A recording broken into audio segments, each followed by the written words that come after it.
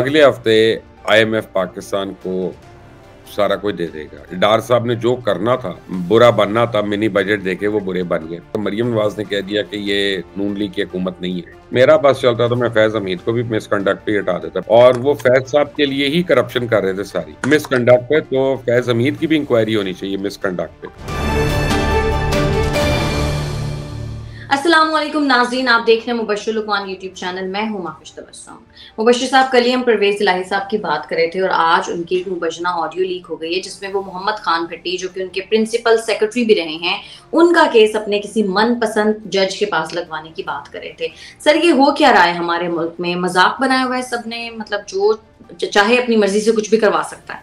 अच्छा देखें, ये तो कोई इतनी बड़ी बात नहीं है। लोग अपने चॉइस रखते हैं और हमारी अदालतों में होता ही है कि आप अपने पसंद के जजेस के आगे लगवाते हैं। खुद हम भी, ऐसी बात नहीं है। अच्छा। मैं अपनी बात करूंगा कि जब हम लोगों को अगर किसी पे इशू होता है तो हम कर देते हैं कि जी हमारा केस ट्रांसफर करें इससे। अब वो अलग बात है कि वो किसको ट्रांसफर करें, लेकिन ये है कि लोग करते हैं। ये रोजमर्रा की एक चीज है, इसमें कोई इतनी बड़ी बात नहीं है जितना लोग समझ रहे हैं। दूसरा, मैं जानता हूं उन साहब को, जस्टिस मुज़ाहिर अकबर नकवी साहब को, और मैं उनकी अदालत में खड़ा भी हूँ कई दफा, क्योंकि मेरे ऊपर तो उन्होंने सुओ मोटो लिया था और लाहौर हाई कोर्ट में, और जो है 5 मेंबर के बेंच वो हियरिंग भी कर रहा था। लेकिन मैंने तो उनको देखा है कि बहुत ऑनरेबल जज है वो, और क्योंकि मेरा अपना केस भी वहां पे हुआ और बड़ी एडवर्स सिचुएशन से हम लोग वहां पे निकले थे। मेरा नाम पीसीएल पे आ गया था, मेरा यानी काफी कुछ हो गया था। तो मुझे नहीं पता कि वो परवेज लाई साहब का शायद पॉइंट ऑफ व्यू ये होगा कि यार वो नकवी साहब जो हैं वो असूल पसंद आदमी है, ऑनेस्ट आदमी है, किसी से डर खौफ में वो फैसले नहीं करते, तो इस वजह से होगा कि मेरिट पे है तो उनके आगे लगवा लें। ये तो मेरा नहीं ख्याल कि इस ऑडियो लीक में हम किसको इंसल्ट करना चाह रहे हैं। हम जज साहब को करना चाह रहे हैं, परवेज साहब को करना चाह रहे हैं, क्या हम बताना चाह रहे हैं? मुझे तो अभी तक ये समझ नहीं आई, मैंने सुनी है लेकिन उसमें ऐसी कोई बात नहीं है कि जिसमें आप दोनों के खिलाफ कोई बात कहें कि जी या तो मैं जज साहब के खिलाफ ये बात है या परवेज लाई के खिलाफ ये बात है। सो लेट्स बी फेयर कि हमारा एक कोर्ट का निज़ाम है, हम करते हैं अपनी, हम कोशिश करते हैं कि यार ये मुझे पता है कि ये जज जो है ना ये रिलीफ नहीं दे सकता। जजेस का मतलब भी मशहूर होता है बाय द वे, कौन जज जो है वो मशहूर है रिलीफ देने के लिए, कौन जज है सजा देने के लिए मशहूर है। अच्छा। ऐसी बात तो ये मेरा नहीं ख्याल कि I think we are looking more into it than the merit. Okay sir, सहाफती हलकों में ये इतलात हो रही हैं कि हो सकता है कि जो चीफ इलेक्शन कमिश्नर है वो अदालती कार्रवाइयों से तंग आकर बहुत जल्द इस्तीफा दे दें। सर, आपको क्या लगता है, अगर ऐसा होता है तो इलेक्शन कमीशन जो इदारा है वो मजीद मुतनाज़ नहीं हो जाएगा, या फिर जो इलेक्शंस हैं वो मुतनाज़ होगा? मेरा मतलब है इलेक्शन कमीशन वाला क्या करेगा? मुझे एक बात बताएं कि नया वलीमा करेगा और उसकी जो सलामियां आएंगी उससे इलेक्शन कराएगा वो? अगर उसको इलेक्शन कराना है तो उसको कोई अदारा उसको सिक्योरिटी देगा, कोई अदारा उसको रिटर्निंग ऑफिसर देगा, कोई अदारा उसको फंड देगा, बजट देगा। अगर उसको तीनों चीजें नहीं मिल रही हैं तो वो खुद से इलेक्शन करा के कैसे करा सकता है? वो अनाउंस तो कर सकता है, वो अदालत ये तो कह सकती है उसको कि हाँ जी आप अनाउंस। देखें, अदालती फैसलों में दो चीजें बड़ी जिम्मेदारी से समझ लें आप कि कंटेम्प्ट ऑफ कोर्ट क्या है, ठीक है? और मैं, हो सकता है मैं चीफ जस्टिस ऑफ पाकिस्तान हूं, मैं उनके फैसले पे इंकार कर दूं तब भी कंटेम्प्ट नहीं होगा। वो क्या सिचुएशन है वो भी समझ लें। एक तो यह कि अदालत ने किसी केस में जो फैसला किया होता है, जैसे इस केस में किया हुआ है, वो फैसला जो है मनवन हमें एक्सेप्ट करना, आपको, मुझे, जो भी सिटीजन है यहाँ का। एक है कि एज ए चीफ जस्टिस नहीं, वो as a chief executive of the court order दे रहे हैं। मसलन वो कहते हैं, सीडीए को कहते हैं कि जी यहाँ पे एक बिल्डिंग बना दो, हाई कोर्ट की एक, और ये सुप्रीम कोर्ट की बिल्डिंग बना दो 2 प्लॉट के ऊपर, वो खरीदो और बना दो। तो सीडीए उनको ये जरूर कह सकता है कि जी हमारे पास फंड नहीं है, हमारे पास बजट नहीं है तो हम नहीं अभी बना सकते। तो वो आप समझें कि कंटेम्प्ट ऑफ कोर्ट नहीं होगा, वो एक एडमिनिस्ट्रेटिव ऑर्डर के ऊपर उन्होंने ऑब्जेक्शन किया या एक ब्यूरोक्रेटिक एविशन है। तो अगर इलेक्शन कमीशन ये कहता है ना कि जी हमारे पास फंड दिलवा दें, हमें सिक्योरिटी दिलवा दें, आरओ दिलवा दें, हम इलेक्शन करवा देते हैं, तो ये वो टूल्स हैं जो इलेक्शन कमीशन को प्रोवाइड होने हैं। तो इसमें वो कंटेम्प्ट का मुर्तकिब नहीं हो रहा, वो अदालत के खिलाफ नहीं जा रहा, वो अपनी एक लिमिटेशन बता रहा है कि आपको मैं कहता हूँ आप ऑस्ट्रेलिया से पाकिस्तान आ जाएं, इस रिकॉर्डिंग के लिए जरूरी है, और आप मुझे कहती हैं आप मुझे टिकट भेज दें और होटल दे दें तो मैं आ जाए, तो मैं कहता नहीं नहीं, टिकट भी आपका, होटल भी और आपका, आपको मिलना कोई नहीं, बस आप क्योंकि ये प्रोग्राम करती हैं, आपकी जिम्मेदारी है यहाँ पहुंचना, या आप अगला प्रोग्राम आप कल जो है ना लॉस एंजलिस जाएं और वहां पे आपने मेरे से गोल्डन गेट ब्रिज के ऊपर या कहीं और खड़े होके करना है, तो that will not happen, that can not happen. Sir, मुल्क में इस्तीफों की गूंज है, कहा जा रहा है कि बहुत जल्द इसहाक डार साहब भी इस्तीफा देने वाले हैं। आपके पास इस हवाले से क्या इत्तलात है? आपके मौकिल क्या कहते हैं? मैंने अपने मौकल से या चुड़ैल से बात नहीं की है। अच्छा। लेकिन ये है कि मुझे नहीं लगता, मैं आपको उसकी रीजन बताता हूँ। अगले हफ्ते IMF पाकिस्तान को सारा कुछ दे देगा। डार साहब ने जो करना था, बुरा बनना था, मिनी बजट देके वो बुरे बन गए। यहाँ तक कि मरियम नवाज भी अलग हो गई है इस हुकूमत से, ठीक है ना, पतली गली से निकल गई है बाहर। और सऊदी अरेबिया की, UAE की और कतर की ये गारंटी है, इवन चाइना की, कि IMF से डील कर लो तो हम तुम्हें फंड देते हैं, पैसे देते हैं। वो फंड देने और पैसे देने का मतलब है कि महंगाई में भी काबू होगा और कंट्रोल भी होगा, हालात भी बेहतर होंगे। तो अगर एक हफ्ता या 2 हफ्ते दूर रह गए डार साहब उस साइनिंग से, तो फिर तो मुझे ये नामुमकिन लगता है कि अब इस टाइम पे वो इस्तीफा देंगे मिनी बजट देने के बाद। You know, it doesn't make sense. या तो फिर वो देने से इनकार कर देते। अगर उन्होंने आज इस्तीफों की बातें गर्दिश कर रही हैं तो 2-3 दिन पहले हो रही होंगी ना ये बातें, तो तब आज गर्दिश कर रही हैं। तो कल फिर वो मिनी बजट ना देते असेंबली में, पार्लियामेंट में आके, और बुरे ना बनते, इतनी तकरीरें ना होती इतनी, यानी यहाँ तक कि मरियम नवाज ने कह दिया कि ये नून लीग की हुकूमत नहीं है, ठीक है ना, ये तो कोएलिशन गवर्नमेंट है।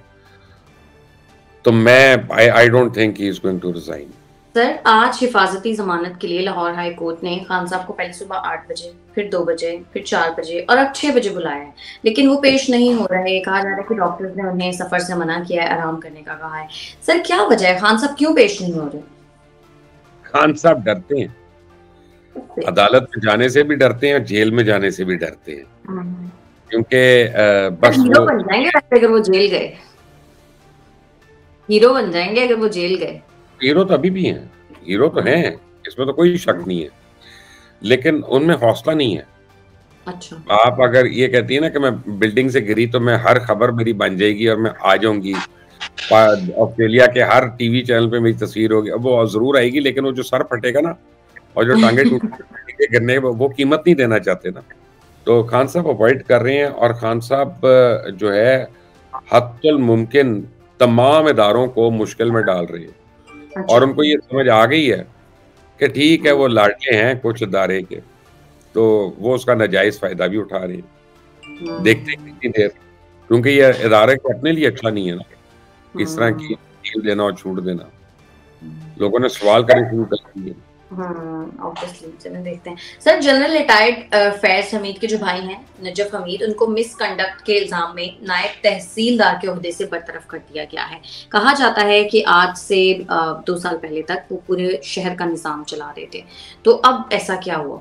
मेरा बस चलता तो मैं फैज हमीद को भी मिसकंडक्ट पे हटा देता पहले, बहुत पहले, ऐसी बात नहीं है, लेकिन नहीं चला मेरा पास। अच्छा। और यानी मैं तो जब वो हाजिर सर्विस है तब भी मैं ये बात करता था उनके सामने, उनके मुंह पे मैंने ये बातें की हैं। उनके भाई जो थे वो मशहूर थे करप्शन के लिए, और वो फैज साहब के लिए ही करप्शन कर रहे थे सारी, और उन्होंने उनको आगे रखा हुआ था, पीछे वो कर रहे थे, तो उसको रिमूव किया है मिसकंडक्ट पे। तो फैज हमीद की भी इंक्वायरी होनी चाहिए मिसकंडक्ट पे। और देखें ये आज की नहीं, ये तो जुबान खल्क नकारा खुदा है ना। तो वो जब इतनी आवाजें आ रही हैं तो कुछ तो है ना माविश। सर, फैसलाबाद से खबरें आ रही हैं कि गुर्बत और महंगाई से तंग आकर एक नौजवान ने अपने सर में गोली मारकर खुदकुशी कर ली। सर, मतलब लोग इतने मजबूर हो गए हैं कि लोग खुदकुशी कर रहे हैं। सर, कौन जिम्मेदार है इसका? यार बात पता है क्या, पहली बात तो ये है कि इसका मेरे पास जवाब नहीं है। दूसरी बात ये है कि अम, जितने भी अरबाब इख्तियार हैं, वो सारे इसके ज़िम्मेदार हैं। वो चाहे अभी हुकूमत में, चाहे इससे पहले हुक्मरान थे। हुँ। उसकी वजह ये है कि जब कोई आदमी खुदकुशी करता है ना, ख़ास तौर पे जो बाल बच्चेदार आदमी होता है, तो वो उसको आप ये सोचिए कि कितना को मजबूर हो, बिल्कुल कितना सही बात। को लाचार होगा। अम, क्या कंडीशन होगी उसकी उस वक़्त कि वो ये सोचे कि उसको पता है कि मेरे होते हुए तो मेरे बच्चे का गुज़ारा नहीं हो रहा, तो मेरे बाद क्या होगा? और ट्रू। वो कैसे हो सकता है? सड़क पे आ जाएँगे। तो अल्लाह माफ़ करे कि मैं ऐसे आदमी की जाके सोचने का कोशिश भी नहीं करूँगा, अल्लाह ताला महफ़ूज़ रखे हमें। लेकिन सही बात। जब ऐसे कुछ होता है, वो हज़रत उमर फ़ारूक ने कहा था कि दजला के किनारे अगर एक कुत्ता भी मर गया ना, तो फिर मैं ज़िम्मेदार हूँ। तो हमें पता है ज़िम्मेदारों का हमें पता है ऐसा। कौन-कौन, इसमें तो कोई हुँ। दो राय नहीं। सर, सोशल मीडिया पर एक और भी बात बड़ी फैली हुई है कि अब तो शादियाँ करने के ऊपर भी टैक्स लगा दिए, यानी निकाह जिसको आम करना चाहिए, हमारे सारे मज़हब में ये चीज़ है। लेकिन अब तो शादियों के ऊपर भी टैक्स लग गया है। सर, ये 25 क्या साल चक्कर पहले है? लगा देते तो बहुत अच्छा था ना, हमको बाज़ आ जाते कुछ लोग अपना आप ही लगाने का क्या फ़ायदा। सर, देख लें सर, ये प्रोग्राम सुन सकती हाँ, मुझे पता है। हैं। सुना जा तो सकता है ये प्रोग्राम। उसका भी यही जवाब होना है मेरा ख्याल है। तो बात नहीं है, लेकिन ये है कि मैं आपको एक बात बताऊँ कि देखें मैंने कल एक टिकर पढ़ा था, जब मैं फ्लाइट पे आ रहा था उससे ज़रा 10 मिनट पहले, और वो अभी तक मेरी समझ में नहीं आया। वो था टिकर के शादियों की पुरताय्युश दावतों पे टैक्स लग रहा है। अब अच्छा। पुरताय्युश का तय्युन कौन करेगा? बेसिकली कि कौन-सी शादी नॉर्मल शादी है और हाँ। कौन-सी पुरताय्युश शादी है। सर, मैं आपको बताऊँ इसका जवाब। कराची की शादियाँ पुरताइश होंगी, लेकिन जो लाहौर की हैं वो नहीं, क्योंकि लाहौर में वन डिश है। कराची में ऐसा नहीं है। नहीं, लाहौर में शादियों में एवरेज अब 5-5 6-6 करोड़ रुपया लग रहा है, मैं देख रहा अच्छा। हूँ। हुँ। बल्कि उससे भी ज़्यादा लगता है। और बात ये है कि मैं ये समझता हूँ और ये मेरे अपनी फैमिली में, हुँ। मैं आपको बता रहा हूँ मेरी बात बहुत ही गैर मकबूल है। अच्छा। इंतहाई गैर मकबूल है जो मैं बात कर रहा हूँ। मैं फैमिली में कई मेरे बड़े और मेरे जानने वाले अज़ीज़, वो मुझे इस पे शट अप भी कह चुके हैं। क्या? मैं तो ये बिलीव करता हूँ कि निकाह जो है वो मस्जिद में होना चाहिए और वलीमे का एक सिंपल सा 25-30 लोगों के लिए खाना होना चाहिए कि जो मैं हमारी भी एक बिल्कुल। वो है। और इन चीज़ों पे पैसा ना खर्चें। अगर किसी के पास ज़्यादा पैसा है वो अपने बच्चों को दे दे कि भाई जाओ तुम लोग घूम इसे के अपनी ये नहीं घूम के नहीं अपनी ज़िंदगी बनाने की कोशिश करो। ट्रू, अगर बिल्कुल वो है। घूमने के लिए दे सकता है तो ज़रूर दे। यानी ट्रू। मुझे तो उसपे एतराज़ नहीं है, मैं उसपे कैद नहीं लगा रहा। हुँ, लेकिन मैं कह रहा हूँ कि शादियों को हमने एक स्टेटमेंट बना दिया हुआ है ना, बिल्कुल है। अपनी शान-ओ-शौकत का, अपने उसका कि फलाँ आया है शादी पे, ढिकाँ आया है, तो ये है, तो उसके साथ भी तस्वीर, तो ये भी, वो भी, और फिर खाने और खाबे और हर एक जो वायलेशन कर रहा होता है वन डिश वाले की। अनलेस एंड अनटिल आपकी किसी शादी हॉल में शादी हो, वहाँ पे तो हो जाती है वन डिश। लेकिन जब हुँ। ये फार्म हाउसेज़ में होती है, मैं गया अपना फार्म हाउस पे बेदिया पे, वो इस तरह से गया कि सारी सड़क ब्लॉक थी। हुँ। पता चला अंदर आए हुए हैं लोग, गाड़ियाँ ही खड़ी करके चले गए अंदर, सड़क के ऊपर, मेन सड़क के ऊपर। तो हुँ। मैं उतर के गाड़ी से अंदर तक गया, देखने में मैंने कहा भाई मैं इनको रिक्वेस्ट करूँ कि अगर आपने वैले वाले नहीं रखे हुए, तो आप लोग गाड़ियाँ तो हटवाएँ अपनी। हम हुँ। लोग सारे फँसे हुए हैं। तो वो मेज़बान जो थे मुझे देखते ही एक तो पहले गले मिले मुझे वो, और वो फिर उन्होंने कहा रोटी खाओ, रोटी खाओ, रोटी खाओ।